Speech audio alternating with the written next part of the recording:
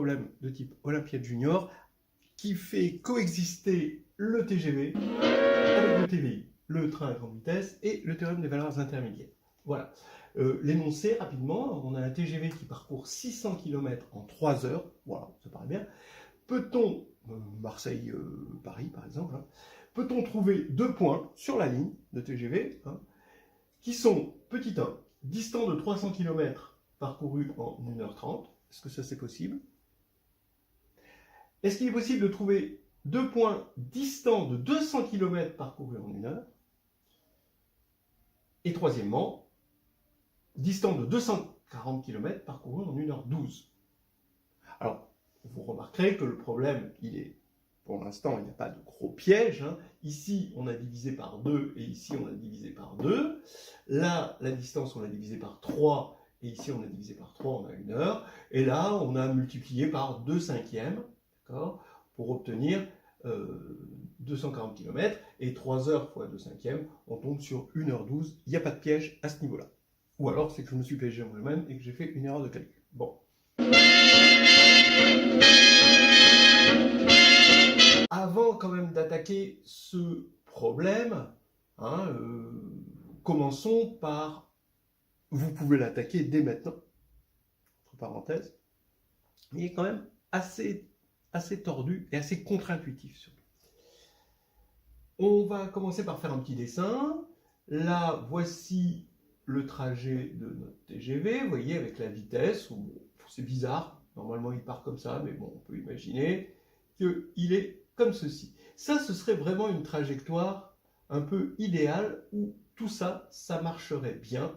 Parce qu'on voit qu'ici, quel que soit D, hein, sur cet exemple-là, hein, on peut toujours trouver un endroit où poser notre point ici pour avoir une parallèle à ça. Alors ça, vous avez un point 0, 0, là le point 603, d'accord, 600 et 3 heures, et ici, vous voulez une parallèle, puisque vous voulez exactement la même vitesse moyenne à partir de 2 points sur la ligne. Donc ça revient à dire que ça, c'est parallèle à ça. On a l'impression que ça va être vrai, ça va être vrai, ça va être vrai, quand on regarde cet exemple-là. Maintenant, quand on regarde un exemple un peu plus tordu, donc qui reste croissant, qui reste une fonction croissante, hein, on veut une fonction croissante quand même, hein, on avance, le TGV a priori il avance, eh bien là on en est quand même un petit peu moins sûr que ça marche, voilà. Alors, maintenant je peux déjà tout de suite donner une toute petite indication. La première chose à faire, c'est de ramener cette courbe à une courbe un peu plus simple, à un problème un peu plus simple. Regardez, ici vous avez cette droite et vous voulez que la droite bleue ici soit parallèle à la droite noire. Et ça revient, d'accord, à avoir ce parallélisme. Maintenant, si je ramenais cette droite de référence à l'axe des x, ce serait un peu plus simple, parce qu'on peut ramener ça, on aura ici un parallélisme encore une fois, ce qui revient à regarder, au lieu de regarder la fonction f de x, de regarder f de x moins x sur 200. Parce que cette droite, c'est la droite y égale x sur 200, hein, qui passe par 0, 0 et 600,3. Voilà. Maintenant, une deuxième chose, peut-être qui rend les choses plus simples, c'est de remplacer cette fonction-là, maintenant, donc maintenant celle-là, je l'appelle f de x, et la remplacer par f de x sur 600. Comme ça, au lieu d'aller de 0 à 600, j'irai de 0 à 1. Donc finalement, ce qu'on a fait, c'est une normalisation du problème. Et on se ramène à quel problème? Alors, soit f continue. On voit bien qu'il va y avoir du TVI quelque part. Ça, on l'a senti dès le départ.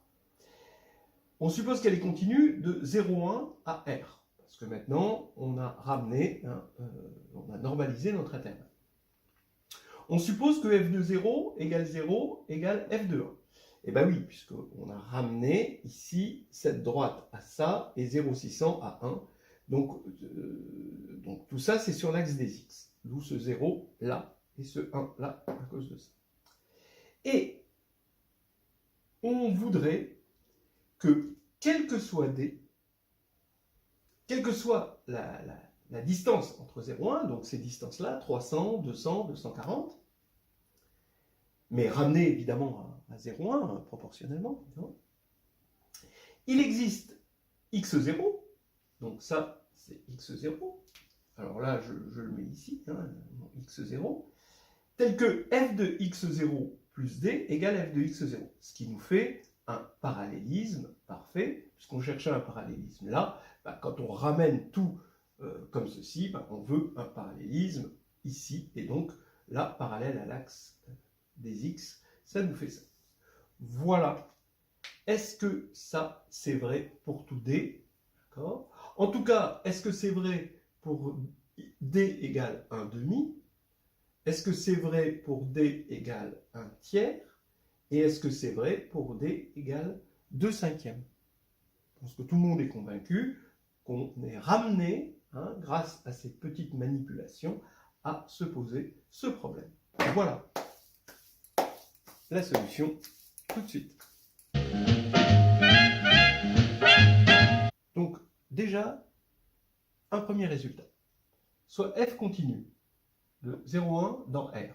On va supposer que f de 0 égale f de 1. Égale 0, mais ça, on ne s'en servira pas, en fait. Bon, vous voyez bien que là, c'est rien du tout. Donc, au moins f de 0 égale f de 1, ça c'est important. Et on va poser la fonction g, c'est g de x égale f de x plus 1 sur n moins f de x. Alors bien sûr, x, il est entre 0 et 1 moins 1 sur n, bien sûr. On va considérer g de 0 plus g de 1 sur n, plus etc., plus g de k sur n, plus g de n moins 1 sur n, on s'arrête là. Et bien sûr, ça se catapulte, et ça va donner uniquement, ici, ce terme-là va donner f de 1, moins f de n-1 sur n, qui va disparaître avec le terme d'avant, etc. Et ce terme-là va donner f de 1 sur n moins f de 0, qui, le f de 1 sur n, se catapulte avec l'autre. Donc on va avoir f de 1 moins f de 0, et vous voyez bien que ça fait 0. Bien. Bon, donc, soit il est nul partout, d'accord, soit alors il change de signe. D'accord. Bon, dans les deux cas, étant donné que f est continu, g est continu, et dans les deux cas, il y a toujours un x0, tel que g de x0 égale 0. Ça, c'est le TBI, hein, théorème des valences intermédiaires. Ok, donc, oui, mais alors ça veut dire que f de x0 plus 1 sur n moins f de x0 égale 0, donc f de x0 plus 1 sur n est égal à f de x0. Donc c'est exactement ce qu'on voulait. Pour d égale 1 sur n. On était parti de d égale 600 km, mais après on s'était ramené à 1. Donc, on peut imaginer que l'unité c'est 600 km.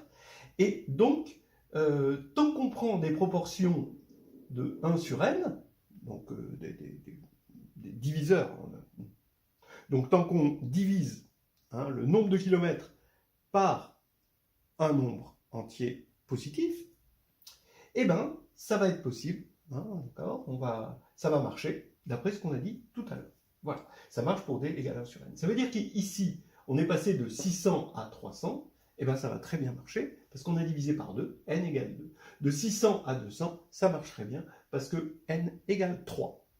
Maintenant, c'est pas gagné pour le troisième mot. Ils sont distants de 240 km, donc là, on est en train de multiplier par 2 cinquièmes. Et 2 cinquièmes, ça ne rentre pas là-dedans, ça ne s'écrit pas sous la forme 1 sur n. On a vraiment eu besoin que n soit entier, positif, pour pouvoir faire notre preuve.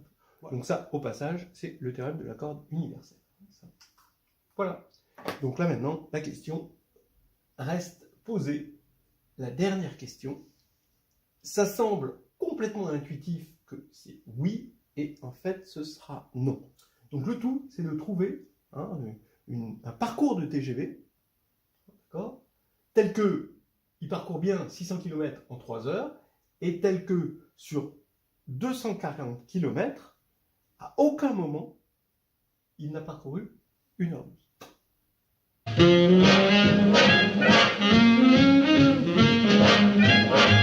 Voilà un contre-exemple.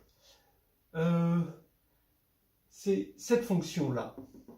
Alors, f de x égale 1 sixième de 1 moins cosinus pi x sur 120, le tout plus x sur 225. Bon, comment ça a été trouvé? Comment construire ce contre-exemple? D'abord, l'idée, c'est de partir de 240 km et je veux quelque chose qui soit jamais périodique de période 240. Donc, en gros, quelque chose comme ça, où quand je rajoute 240, là, je suis obligé de monter un petit peu, d'accord? Ou de descendre, mais jamais être égal, d'accord?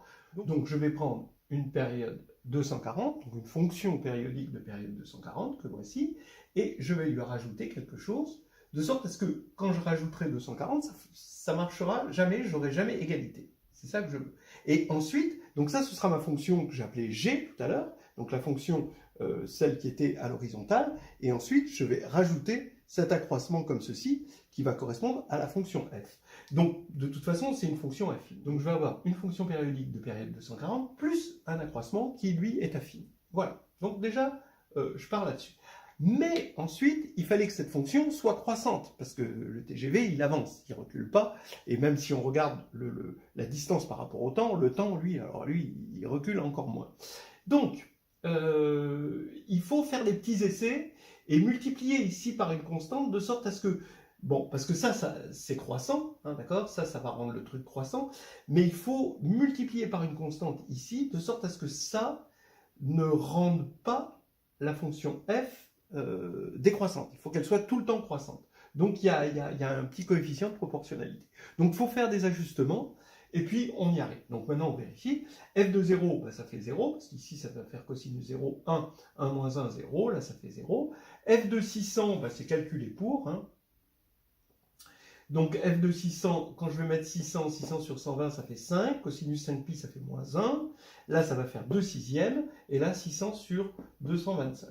Donc 2 sixièmes, c'est 1 tiers. 600 sur 225, vous faites vérifier que c'est 8 tiers. Donc en tout, ça fait 9 tiers, donc bien 3. Donc au bout de 600 km, j'aurais bien fait 3 heures. En partant d'un point initial et d'un temps initial. Maintenant, on dérive. Ah, alors la dérivée, il faut montrer que c'est toujours positif. Ça, c'était d'où le petit 1 sixième, un petit peu les réajustements qu'il y a eu ici, qui rendent cette fonction un petit peu compliquée. Là, on va dériver. Quand on va dériver, on va avoir du sinus pi x sur 120, d'accord, multiplié par pi sur 120 fois 1 sixième.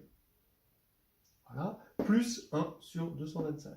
Mais le sinus, il est compris entre moins 1 et 1, donc le minimum, ce sera pour moins 1. Donc on va avoir moins le pi qui est sorti par la dérivée, le 120 qui est sorti par la dérivée, fois 6, ici, moins pi sur 720, plus 1 sur 225. Et ça, bah, ça a été calculé hein, à ras la couette pour que ce soit strictement positif. Ça, c'est le petit plaisir de trouver un truc qui est positif, mais vraiment de peu. À des moments, le TGV va faire des petites haltes, hein, mais des micro-haltes, et c'est pas vraiment des haltes, des epsilon haltes. Et maintenant, donc on a cette fonction, d'accord, qui est croissante, qui va de 0,0 au point 600,3, et là, peut-on avoir f de x0 plus 240 moins f de x0 sur 240, hein, d'accord, donc c'est bien l'accroissement sur une distance de 240, d'accord, l'accroissement du temps, proportionnel, donc ici, égal à 3 sur 600. Alors ça fait peut-être un petit peu bizarre hein, d'avoir les temps en ordonnée et les distances en abscisse, mais le problème a été posé comme ça. Bon, eh bien, faites le calcul. Quand vous allez faire ça moins ça, bah évidemment, ici, les termes entre ça et ça va s'éliminer, puisque c'est deux périodes, 240. Regardez, ici, la période est de 240. C'est pour ça que je vais diviser par 120. Hein. Voilà. Donc là, ça va s'éliminer. Donc il va rester juste l'accroissement ici. Mais l'accroissement est évidemment de 240 sur 225 divisé par 240, ce qui va faire 1 sur 225. Donc là, l'accroissement sera toujours de 1 sur 225. Voilà. Et donc, finalement, c'est différent. Donc, c'est pas possible. Et donc, là, on peut trouver en tout cas une trajectoire telle qu'on n'aura jamais deux points distants de 240 km parcourus en 1h12. Voilà.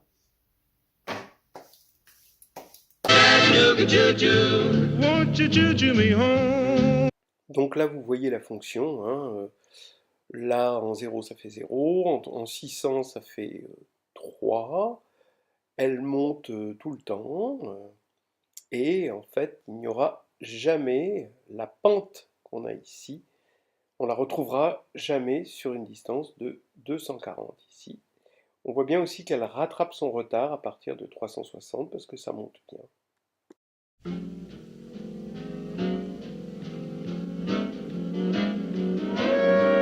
Alors, je vous vois venir avec vos questions. Première question, comment ça se fait que,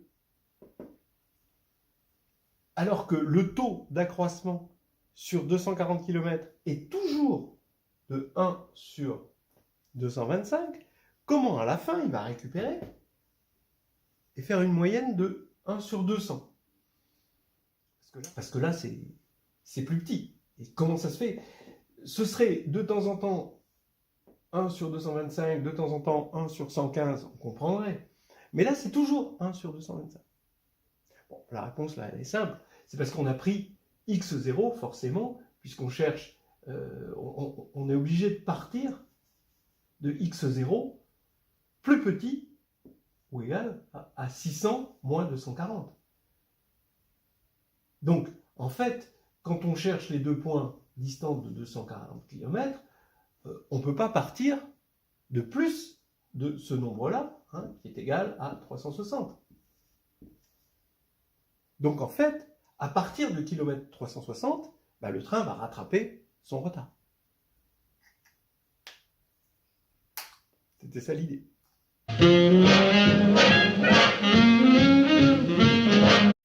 Et puis, dernière question. On a fait le problème avec les distances. Est-ce qu'on aurait pu le faire pour les temps? C'est-à-dire pour les ordonnées, ici. Hein. Eh bien, oui, c'est exactement la même chose. Hein. On aurait pu partir sur un temps de 1h30, est-ce qu'on a parcouru 300 km, etc. Est-ce qu'on peut prendre sur un temps au lieu de sur une distance? Voilà. Pourquoi? Parce que, de toute façon, hein, on a la même constante de proportionnalité sur l'axe des x et sur l'axe des y. Hein, à partir du moment où on fixe ici une pente, on va avoir exactement la même constante de proportionnalité, ça sur ça et ça sur ça, évidemment. D'accord? À cause du théorème de Thalys.